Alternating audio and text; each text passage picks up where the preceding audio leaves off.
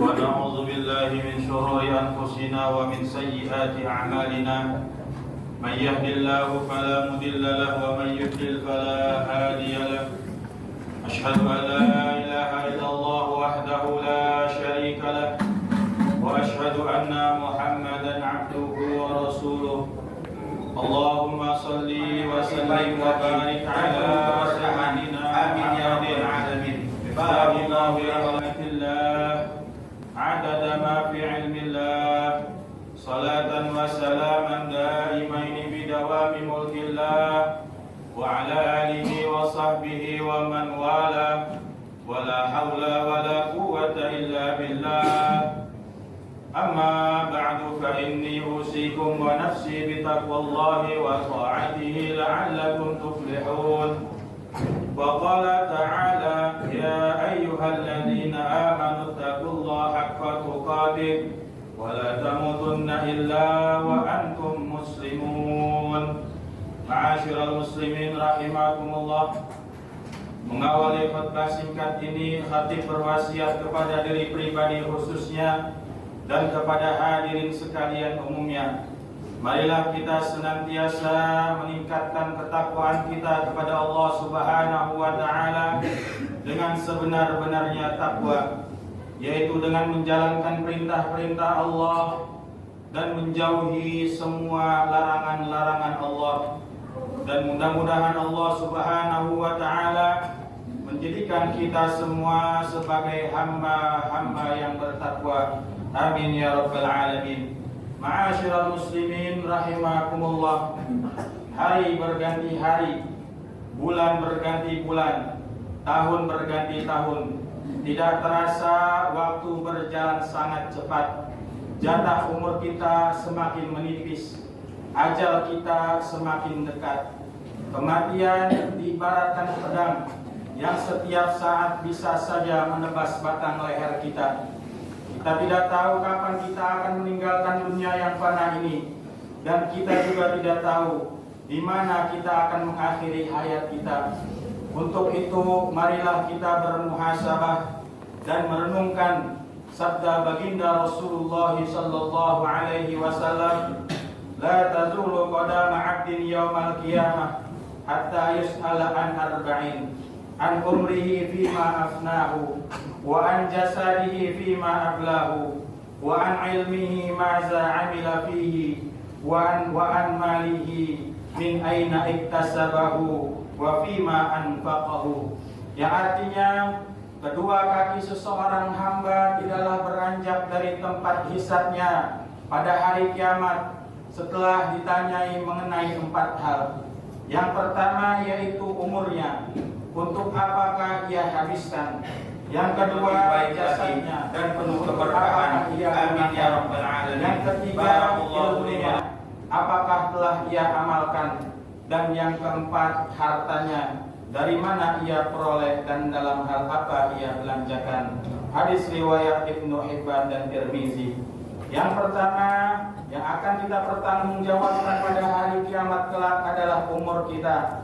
Sejak kita usia balik, seluruh apa yang kita ucapkan, kita yakini, kita perbuat, akan kita pertanggungjawabkan kelak di akhirat nanti.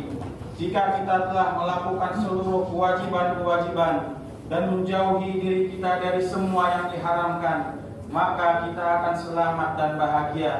Akan tetapi sebaliknya, jika tidak, maka kita akan binasa dan merana. Yang kedua, kita akan ditanya mengenai jasad kita. Jika seluruh anggota badan kita gunakan untuk berbuat taat kepada Allah Subhanahu wa taala, maka kita akan senang dan beruntung.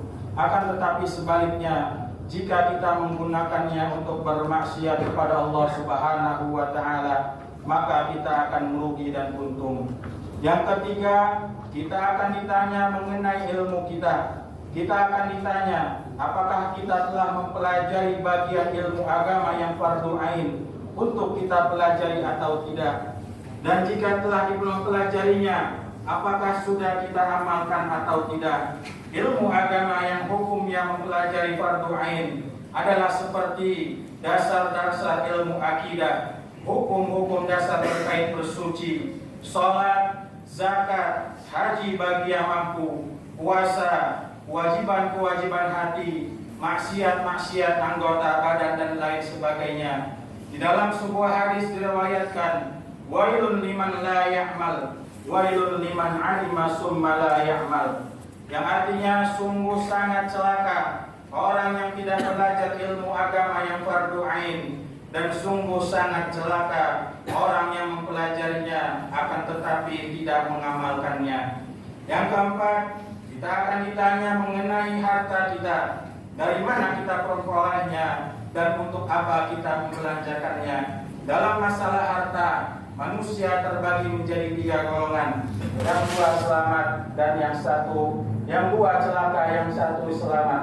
2 golongan yang celaka adalah mereka yang mengumpulkan harta dari jalan yang haram serta membelanjakannya untuk hal-hal yang diharamkan oleh Allah Subhanahu wa taala, dan mereka yang mengumpulkan harta dengan cara yang haram dan membelanjakannya untuk hal-hal yang diharamkan oleh Allah Subhanahu wa taala. Sedangkan golongan yang selamat adalah mereka yang mengumpulkan harta dengan jalan yang halal dan membelanjakannya untuk perkara-perkara yang halal. Rasulullah sallallahu alaihi wasallam bersabda, "Ni'mal malus salih lirrijalus salih."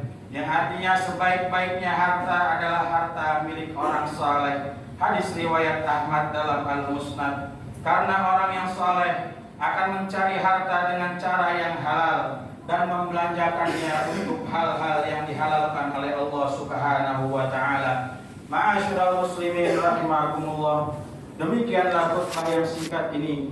Mudah-mudahan bermanfaat untuk kita semua dan dapat menuntun kita untuk menuju kehidupan yang lebih baik lagi dan penuh keberkahan. Amin ya rabbal alamin. Barakallahu li wa lakum fil Qur'anil azim wa nafa'ni wa iyyakum bima fihi minal ayati wa zikril hakim. Aqulu qawli hadza wa astaghfirullah li wa lakum.